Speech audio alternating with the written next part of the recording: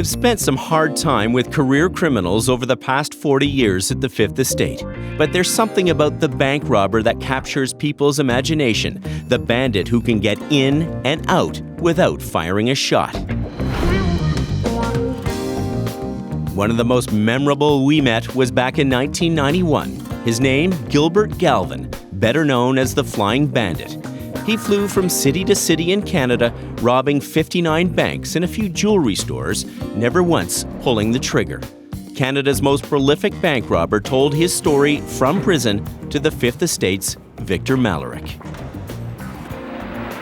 When I used to get to the city and they're doing their final approach or they're circling, there was a bit of excitement then. I mean, it gives you a really different perspective looking down at the city you're about to rob from 10,000 feet.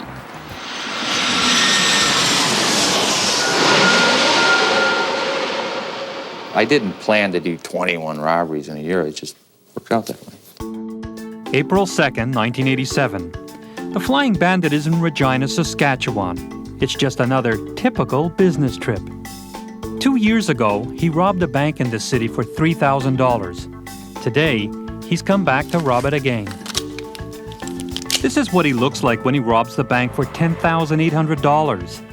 And this is what he looks like a few moments later, after he pulls off his disguise. After lunch at a hotel, he puts on a different disguise, robs another bank for almost $10,000. And that afternoon, he's catching a flight back home. It's been a good day. 2 banks, $20,000, and a clean getaway. And with any luck, he'll be home in time for a nice dinner with his wife and family. As bank robbers, he's the best that I've ever seen. George Schneider is an undercover officer with the Ontario Provincial Police. He would travel first class all the time. He would be impeccably dressed in the best suits.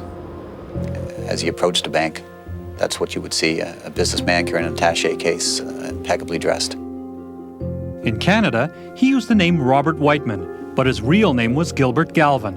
He was an American citizen with a long criminal record in the United States that started when he was just 17 years old. In 1984, he escaped from jail, and a friend smuggled him across the border into Canada. He met a Canadian woman who knew nothing about his past. He carried off the deception perfectly. But he did have a close call one day when his wife discovered a small fortune in his pants pocket. She says, I need $5 for the taxi. And I said, well, just, it's in the pants. Just reach in there and grab it. And she pulled out the money clip, and there's a 20, and, you're flicking through it looking for a 5 or a 10, and there's 18 $1,000 bills there, and she just about had a heart attack. I explained to her that it was 2 paychecks, a bonus, and she's got the money in hand, she's looking at it, and she goes, you got to put it in the bank. And what'd you do? Put it in the bank. Often, Mrs. Whiteman would drive her husband to the Pembroke Airport to see him off on one of his frequent business trips. Arriving in Toronto, businessman Robert Whiteman would switch to Air Canada for the next leg of his trip. He liked to travel first class, and he was an enthusiastic member of Aeroplan. At one point, he had 160,000 miles built up.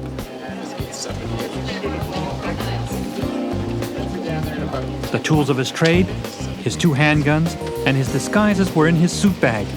He knew the security system, and he knew that his checked luggage would never be x-rayed on a domestic flight.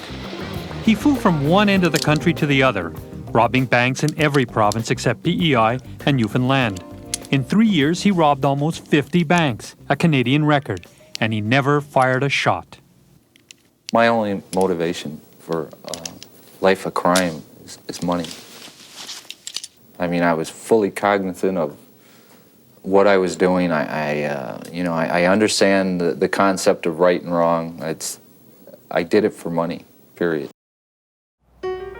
That was Gilbert Galvan speaking to the Fifth Estate 25 years ago. Shortly after that, he was extradited to the U.S. to finish his prison sentence. And around that time, a Canadian author wrote a book about him, chronicling the exploits of Canada's most daring armed robber. And so the legend of the Flying Bandit lived on. The author of the book is Bob Knuckle, and he says while corresponding with Galvan in prison, something happened he didn't expect. He found a soft spot for this hardened criminal. I thought of him as a friend. Like, he's really in an age where he could have been my son.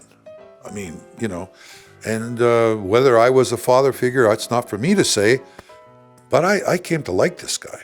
And he's a decent guy. When he was in the money, and remember, he stole over $2 million. It was drinks for the house. It was everybody have a good time.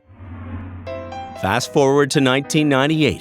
Sure, the bandit had some miles on him now, but fresh out of prison, affable and optimistic, he vowed better times were ahead. But old habits die hard. 2 years later, McHenry, Illinois, a tranquil town that hadn't seen a bank robbery in years. So police were stunned after a local bank was robbed not once, but twice. Could it be the Flying Bandit was back in business? In April 2001, a young police officer just happened to be driving by that same bank when someone ran out and told him it was being robbed for the third time. That cop, Eric Sexton, was running towards the bank as a masked man was running out. I had my weapon drawn. I aimed it at him, told him to get on the ground and comply and so forth. There seemed to be almost a Clint Eastwood-style standoff, you know, where nobody really knew what to do at that point in time. The bandit turned and ran. Officer Sexton found him out back, pulling off his disguise. He was actually in a business suit. What I was perplexed about was how he got in the suit so fast. If we were dealing with Superman or something there. Even as detectives Gary Wigman and Roger Peaches were booking him, they said the bandit was, well, charming. He was one of the most cooperative people we arrested. By, you know, anything we asked him, he was willing to oblige us. He was a gentleman. He was a gentleman. He really was. Yeah. He was a regular guy. Right. But most regular guys don't spend 2 decades in jail. Galvan was released last spring, looking older and rougher around the edges. Maybe now he would settle down. Maybe. A few months later, Barrington, Illinois. Not a bank, but a liquor store. A cashier noticed a man trying to steal a shopping cart full of liquor last May. The man fled. When he came back, the police were called in. Detective Kevin Croak was waiting patiently outside when the man strolled out of the store, pushing a cart with $1,000 in liquor. The bandit was busted again. At what point did you realize this guy's history? So we get him back to the station, we're doing our normal processing, fingerprinting, and we're running his criminal history, and it's running, and it's running, and it's running, and we're like, wow. What did you think when you saw exactly who you had arrested that day? Yeah, it was, you know, kind of surprising that at 9:30 on a Monday morning, you know, that you would run into the most prolific bank robber in Canadian history. Even more surprising, this is what the once charming Galvan looked like when he was arrested.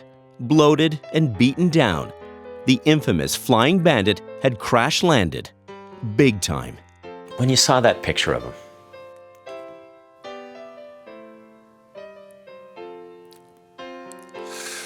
Oh, it hurt.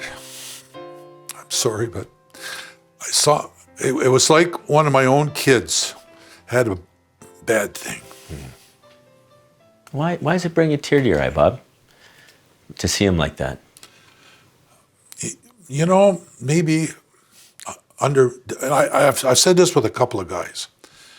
Maybe under different circumstances, you're him. Could be. I don't know. I just like him, and I just thought he's going to get out. He's going to be okay. He's going to make it, and then boom, back he goes. You know. I'm sorry about that. You were pulling for him. Big time. Just to finally go straight. Yeah. Have a bit of a decent life outside of that jail. Well, you still got a chance, you know. I mean, he's getting up there. He's going to be 60 soon, you know. Gilbert, why'd you do this?